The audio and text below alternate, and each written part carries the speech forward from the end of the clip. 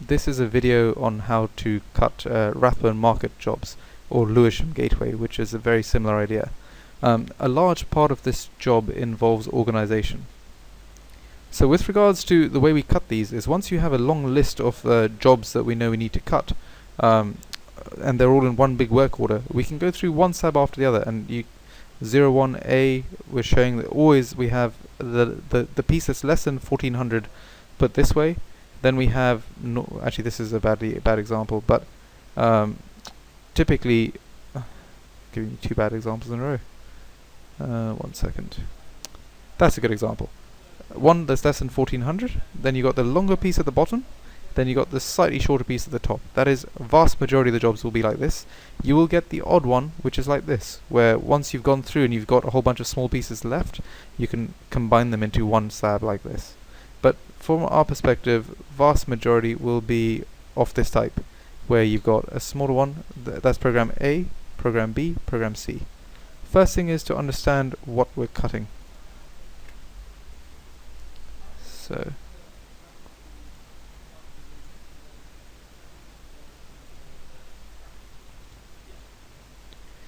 So we're now at the situation where I need to understand what to cut. Now, from the previous work order, which I can show you here, when we did this particular job, if I enter this, not the sheets, but if I go into the parts, you can see all the ones in green have already been cut. But I know that this 808, this small piece here, which is 1067 by 642, that was left over, as well as this one, 1072 by 637. We need to squeeze this into the next job, so these two are going to go onto our list. So you got the small piece of 808 and 809, right? 809. Okay, now we need to cut K1 level 9, which is basically 909, 910, 911, and 912. Then we need to cut G levels 1 to 3. Given that we know we've cut several, the ones that are remaining are 203, 205, 206, 302, 305, and 306. So it's a big list. The first thing I'm going to do is try and I'm going to do these to make sure, and then my colleague is going to set these up, and then we'll repick up the video at that stage. So first thing is, let's go to work order and make up a no, I need to make up tag files first. So open up one by one. If I go to projects, cutting, it's the easiest way of getting into the jobs folder. Now I go to Rathbone Market, cutting, and I already have tag files available for 808 and 809, so I don't have to worry about those. It's really level 9 that I'm interested in. So if I go to DXF, and I don't want G, let's go to K1. 910 is definitely one of them, but let's get 909 first. Let's just open up the file, press N to remove the yellow bits. I'm just trying to remove all these layers that I really don't need. I'm going to remove the black text, and I think that's pretty much it. There you go. If I press C for continuity, it's highlighting the problems I've got in the file. So it doesn't seem to like this area, and I can fillet these problems out. Zooming in, zooming out.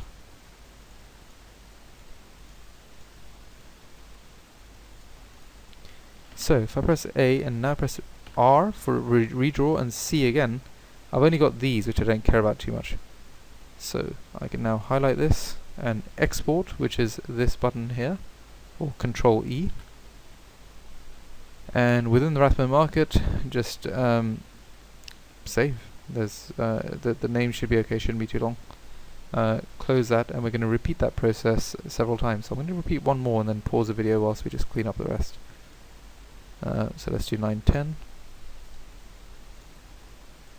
Right, very easy. Once you open it up, remove the ones which have all the, normally it's either 1, 0, sometimes 1, and number 7 that have stuff on them. But you can see with these two elements off that the layers are switched off. that's the element. If I press C for continuity, I'm not interested in the square, in the dark squares. If I press R and press C one more time, I get a better sense of what the job is about. I can fillet these out pretty quickly.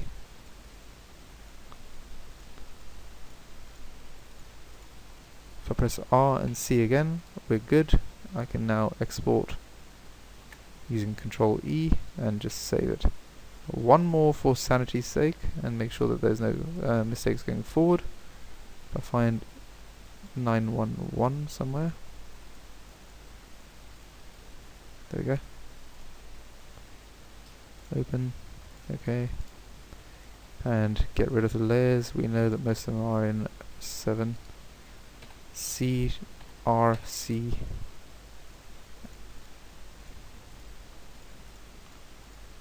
R, C again. That looks good to me. Highlight everything. And Control E to export and save. Video being paused now. So now what we've done after all that is, if you change the file type to tag, we have made all these pieces.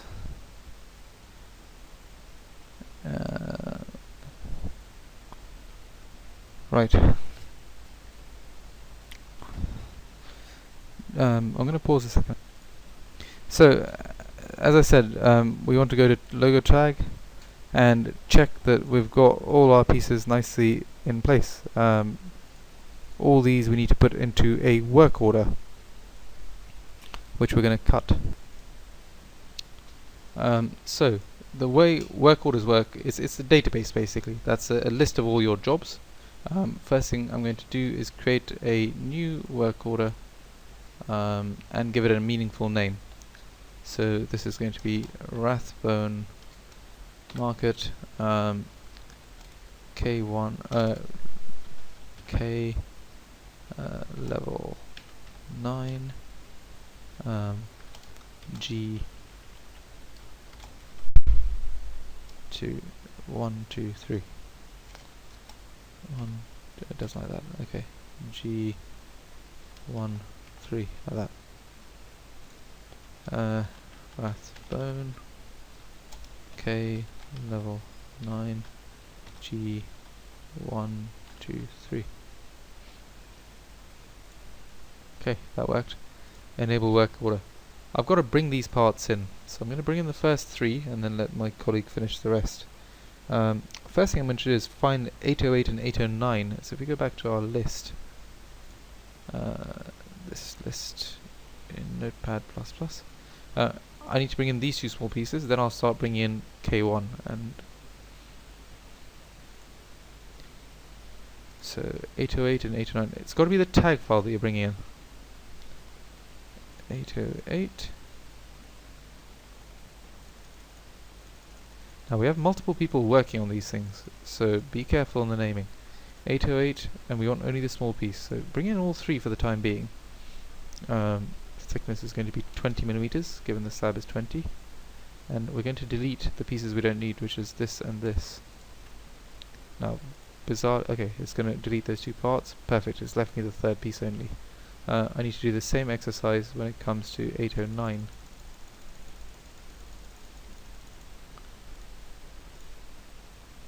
So bring in the 3 parts, and it's remembered the thickness from last time.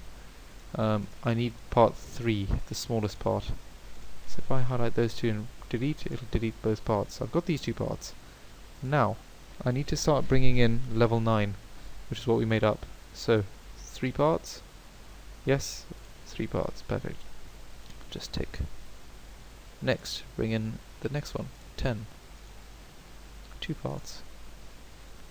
Always count the number of parts, because it'll highlight to you if there's a problem with the drawing somewhere. So I'm expecting 2 here. Open that up. And that's it. So in this way we're going to bring in the entire work order. I'll pause until that's finished. So we've now managed to load up the slab and take a photo of it. So the trick now is to introduce it into... We've got no sheets at the moment. That doesn't matter. We're going to introduce them in a different way compared to the old machine. Right. if we go to File and Open, we're going to look inside the machine itself, the cutting machine, where the project folder sits there, and we just took this photo of this slab, the backup document.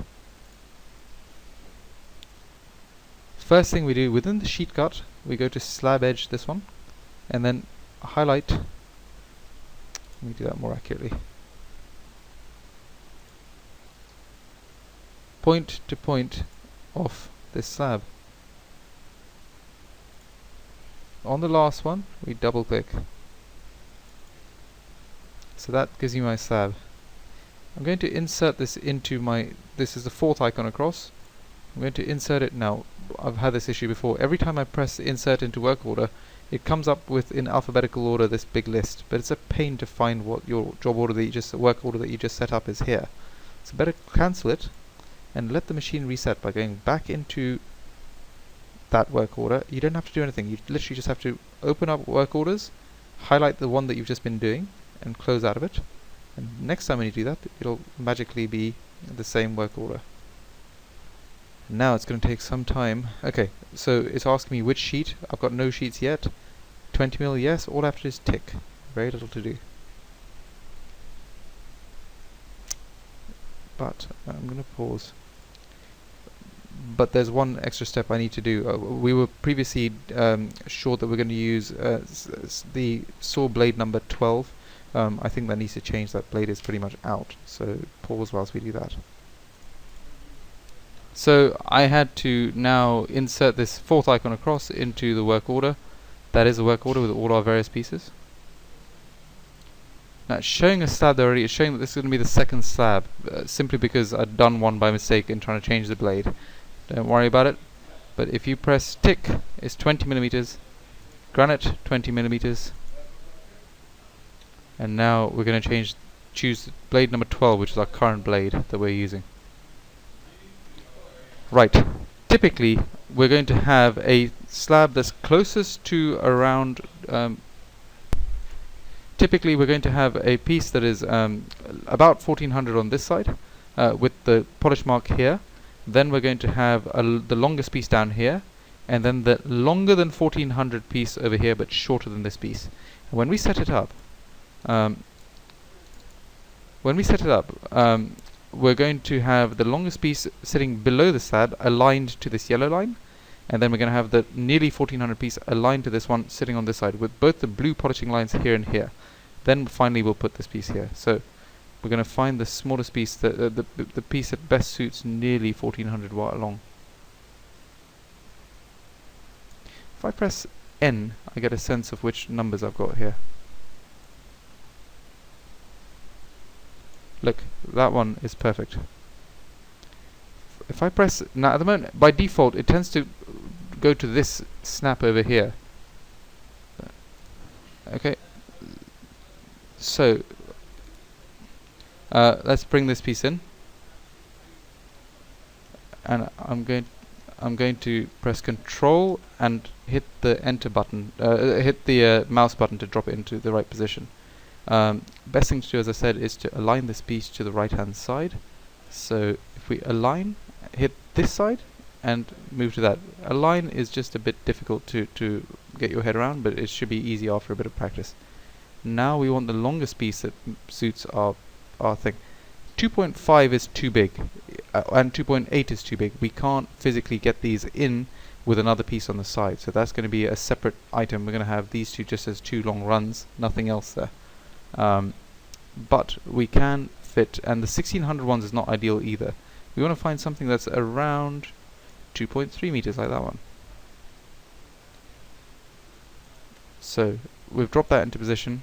We can now align this one with here to here. Now finally I need to find one that is not the longest, not 1600. Ideally there'd be something similar to 2.3. Here we go, over 2 meters, quite big enough. Right, we can now start dropping these, aligning this one to the bottom. So if we bring this piece now, so align and move is pretty much the main functions you do, and it's being aware of these snaps over here. So that's the cursor snap. It's just, there's not much to it. It gives you a lot of freedom to move pieces around. Keep pressing Control when you drop the piece into position.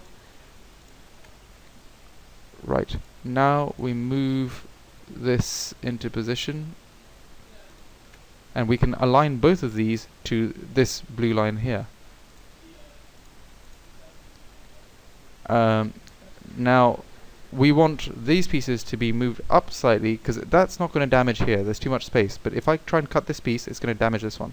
So I highlight both of these, and I can move with the with F7, which is a gravity snap, and just move this slightly up, Control and Enter, and we're good. That's a good position. Save it now. You don't want to not save it here and lose the positioning after you've done one cut. That's aligned here, that's aligned here, and finally that one is going to move in the same way using the gravity to slightly inside. That's your third bit, so A, B, C. Save. Now is the cutting side of things. So, 3 separate programs. Click one, press T. The rules when it comes to cutting are always go to manual and then delete, then invert, and then extend. So delete, we don't want the sink to be cut out by the saw. Right, now we want to invert. We want all the lines to be going in the same direction. I don't want to see this, where we've got a cut that's heading in that direction. So all the cuts should be heading in the same direction. Whether it's left or right doesn't make a huge amount of difference, as long as they're going in the same direction. Now we go to extend. Now, if I press U on the keyboard, it'll show you where the cuts are. Now that's useless to us, because that's going to cut into the actual slab. So we've got to be aware of that, and just move the cut along by this wand tool. And I still have a problem over here. So if I keep pressing U, I get a sense of how the cut should be. Now that cut really should I should get rid of this one, because oh no, that cut's okay. It's this one that's causing an issue.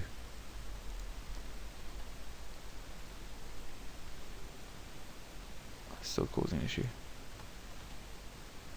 That should be okay. I should probably extend this as well to make it a key. So if I press F3, sometimes I get a nice. Why is that not extending? Well, I can use F7 to just nudge it along. The one tool's not selected, that's why. Okay, that all looks in fairly good stead. I need to extend that down. I need to extend that up to make it easier to clear the bench. This bit here, I want to get cut right to the edge to make it easy for the chaps to get rid of these parts. Otherwise they're going to find it difficult to get rid of these parts. Press U for the final time. I think this is good. We're not going to damage any other pieces. It's all clean. Take a snip. Save. Now let's call this something meaningful. So Rathbone Market, and the naming convention I've come to do is put the piece names, and then depending on how far we are, it says 203, 910, and what's this one? 909. So RM 909 910, and then it's G. What was the name? 203. And if I do, because it's going to be, we're going to have many slabs in this particular work order, 01A. Copy that, save, and make the actual program.